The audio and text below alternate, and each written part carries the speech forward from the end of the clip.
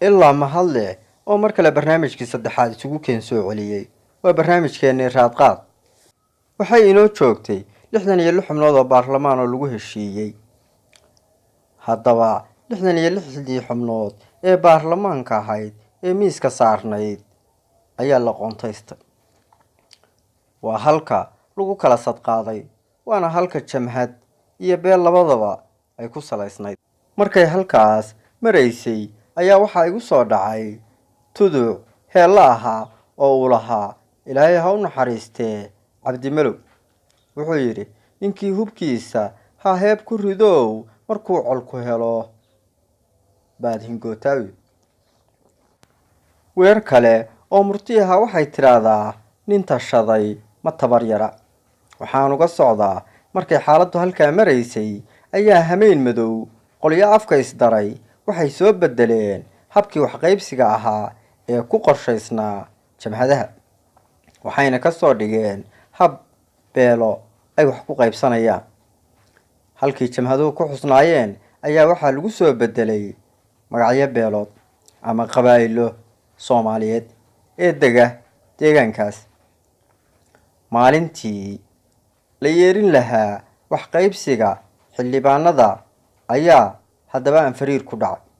waana maalinta ay dhegaha gacanta saareen SNDU.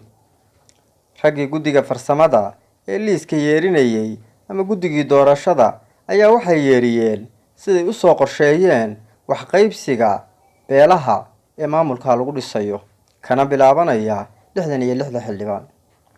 ayagoo hadalkoodii sii wata ayay yeeriyeen beesha dhulbahante 17 xildhibaan ama wakiil ee baarlamaanka Puntland uga mid noqonaya ayay yeeriyeen. waxay ku xijiyeen beesha warsangeli oo ay yiraahdeen 9 bay iyaduna qaadan doonta. waxay intaa raaciyeen inay 8 u qorsheeyeen, laakiin tabasho xaggooda mid ay ugu biiriyeen. waa halka 36 SSDF ama beesha majeerteen ayadana loo yeeriyey. 66dii ayaa miiska waxaa ku soo haray 4 xubnood.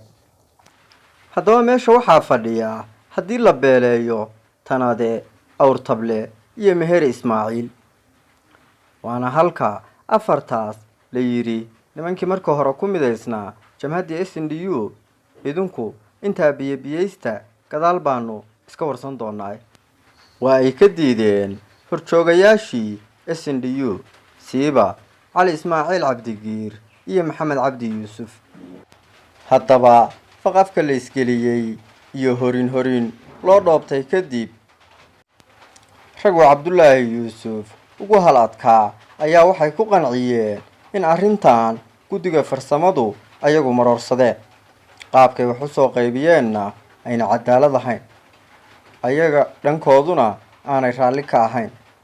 balse sidaa hadday qalinka ugu dhufteen in badanna shirka lagu kala kacay ama lagu kala tegay ee maslaxadiisii ay SNDU idinku garwadeen ka ahaydeen oo dadka isu soo celinayseen. haddaan maantay qorshaha 66 iyo habka loo qaybiyey wax ka bedelno, shirku wuxuu noqonayaa mid guuldarraysta. waxaan idiin ballan qaadaynaa marka maamulkan la sameeyo ee la dhiso ee aan cagaha ku istaajino xuquuqda idinka maqan oo ka badan 10 xildhibaan inaan idinkugu darno ka hor qoritaanka dastuurka. nimankii SNDU markay shireen wax isla eegeen go'aan waxay ku qaateen arrinkaasi inuu maangal yahay. haddaba 4tii u soo hartay ayay mid waxay siiyeen Meher Ismaaciil ama Carab Saalax. 3dii kale unbay halkii ku biyeysteen. waa tii xildhibaanadii la dhaariyey, waana tii la yiri guddoomiye baarlamaan hala doorto.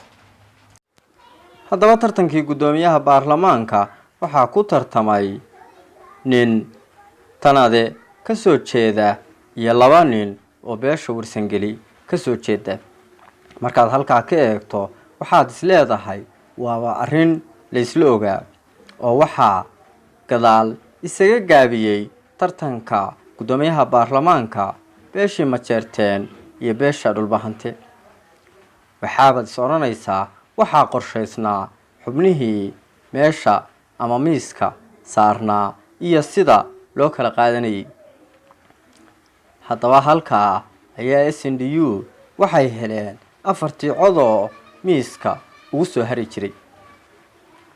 waa 4 cod oo mid ayagu ay garashada ku bixiyeen. haddaba markaa ayaa waa cusubi u bari.